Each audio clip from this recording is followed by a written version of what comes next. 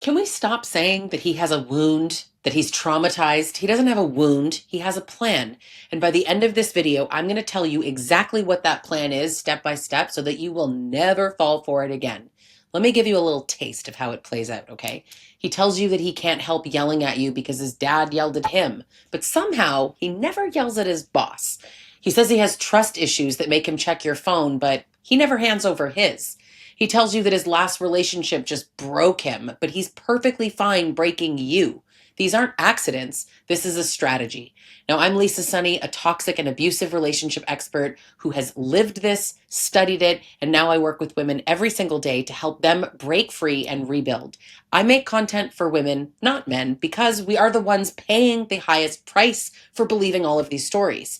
If you want grounded, no fluff truths about abusive relationships and recovery, subscribe now so you don't miss what I'm about to say. I know the story that you've been told about men like this, okay? He had a hard childhood, his ex cheated, his dad abandoned him, he has PTSD, that's why he drinks, that's why he yells or lies or treats you like garbage sometimes.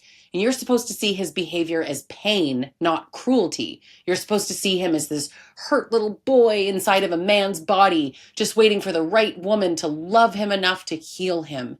And I used to believe that too. I really did. I stayed in an abusive relationship for years because I thought that like my patience and my love would eventually break through all of this.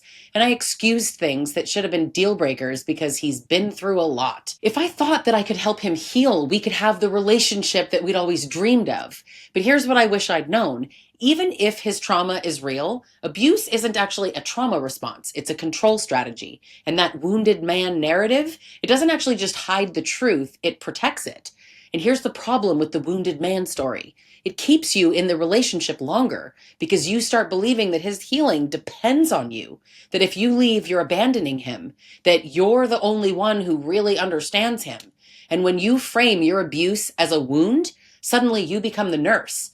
Your job is to stay no matter how bad it gets, right? It also softens the accountability because the man with a wound isn't a threat. He's more like a project. So if he makes you feel like the loving and patient woman for sticking around while also making him look like a tragic hero instead of someone who chooses to harm you, it works. And abusive men know this. That's why so many of them tell you their trauma story so early on. They know that you'll carry it for them. They know that it will make you hesitate to see them clearly. Dr. Kristen Milstead talks about this in her book, Why Can't I Just Leave? She lays it right out. Relationships with pathological partners trap you in a distorted dream state. Your world tilts, your sense of reality shifts. Leaving doesn't feel impossible, it feels unreal. And that emotional investment that we make, that's exactly what keeps us attached and stuck.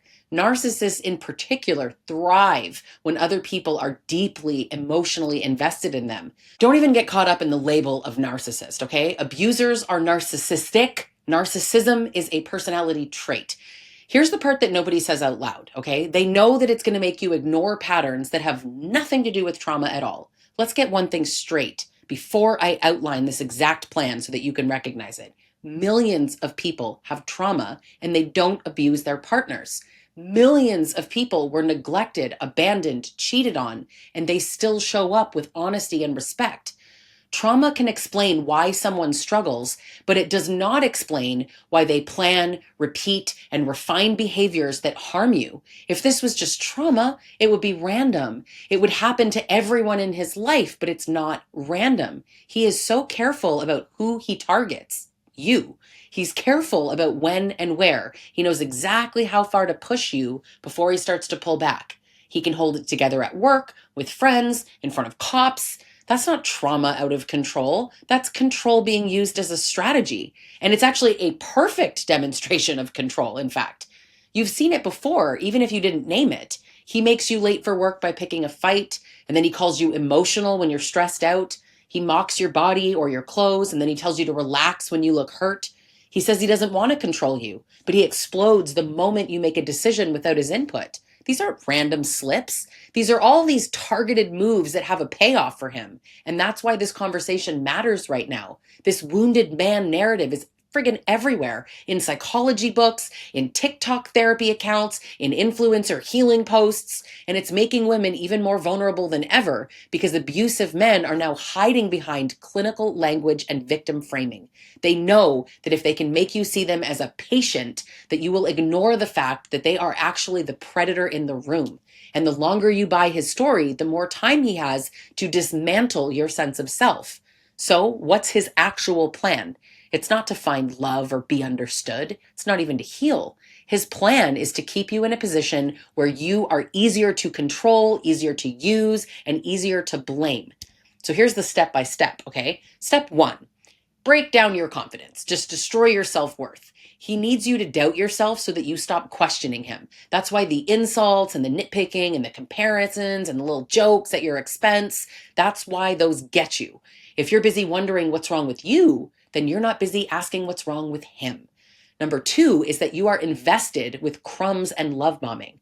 So when you're close to leaving or just breaking emotionally, he gives you just enough affection or validation to just hook you again. And it's not consistent. It's only when it's strategically useful. The third is that they shape your reality. You think gaslighting is random? Don't confuse lying with gaslighting.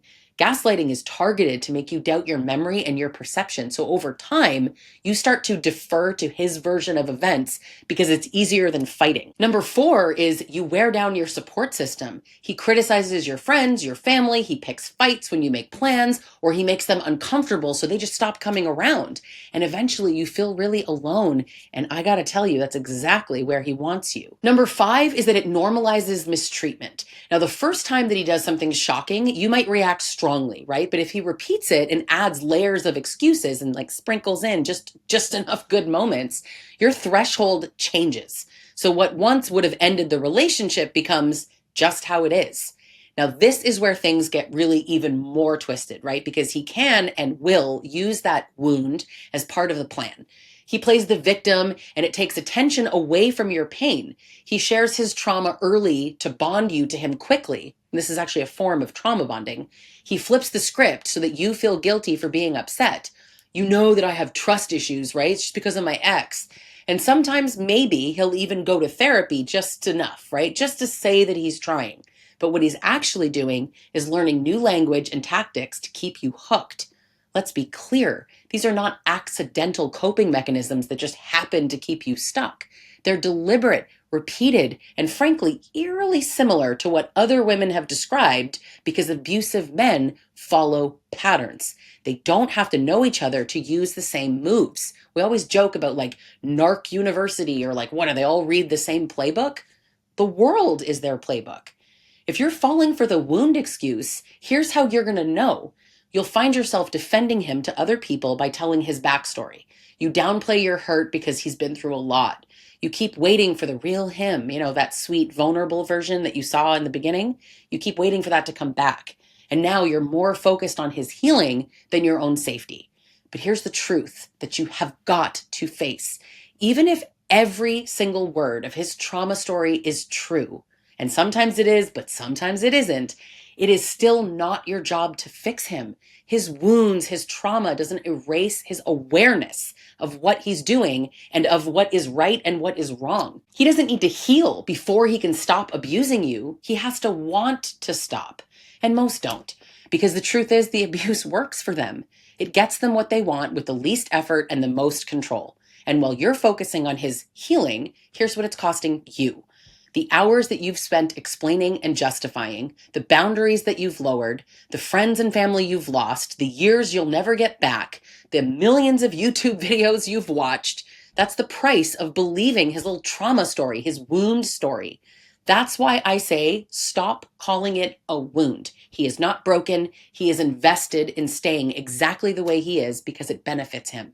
So the next time you catch yourself thinking, but he's been hurt, remember, lots of people have been hurt. You've been hurt.